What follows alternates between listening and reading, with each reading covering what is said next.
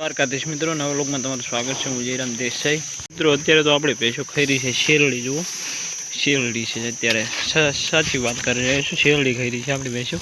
જુઓ અહીંયા શેરડી છે, અહીંયા શેરડી છે, ભેંસો શેરડી ખાય છે ને મોજ કરે છે। અહીંયા આપણે ભેંસોને ચરવા માટે રજા આપી છે આજે, બધી શેરડી પડી છે। જુઓ મિત્રો ખાવીને જુઓ, આપણે આ એક ભેંસ શેરડી ખાય છે, બીજી એને તો કેમ નથી પાડતી, બીજા પોથા ખાય છે ને આ શેરડી ખાય છે।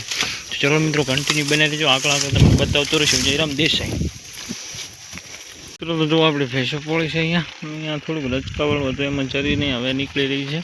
આગળ પોથા બોથા બધું હતું એ બધું ખાઈ ગઈ છે, સમાપ્ત કરી નાખ્યું છે। જુઓ આ બધા પોથા હતા અને હવે વાગ્યા છે મિત્રો 4। બપોરે આપણે ભેંસો પાણી પાઈ ગયા હતા, પણ હું જતો રહ્યો તો ઘરે, એટલે ભેંસો રેઢે પાણી પીને આવી હતી। અત્યારે પણ હવે રેઢી તળાવ બાજુ તગડી મૂકવાની છે અને આપણે જવાનું છે ઘર બાજુ, ચા બા પીને પછી જઈશું તળાવ બાજુ। તો ચલો મિત્રો હવે જઈએ ભેંસો લઈને તળાવ બાજુ। હવે હાંકશું હળવે। જો ભેંસો કેવી ધરણી છે પણ મિત્રો હું તમને બતાવી દઉં। જો આ બાજુ ફૂલ થઈ ગઈ છે, આ પણ જો બધી ભેંસો ફૂલ છે આજે, જો બધી ધરાઈ ગઈ છે, બહુ ધરાણી હોય આજે ભેંસો। તો ચલો મિત્રો કન્ટિન્યુ બને રહેજો। આજે તો પોથા ખાઈને ભેંસો તાપી, શેરડી અને પોથા। તો જુઓ આપણે ભેંસો અત્યારે આવી ગઈ છે તળાવમાં મસ્ત બેઠી છે ધરાઈને, અને અહીંયા આપણે જગ્યા છે તો અહીંયા આપણે સાઈડ બેઠા છે।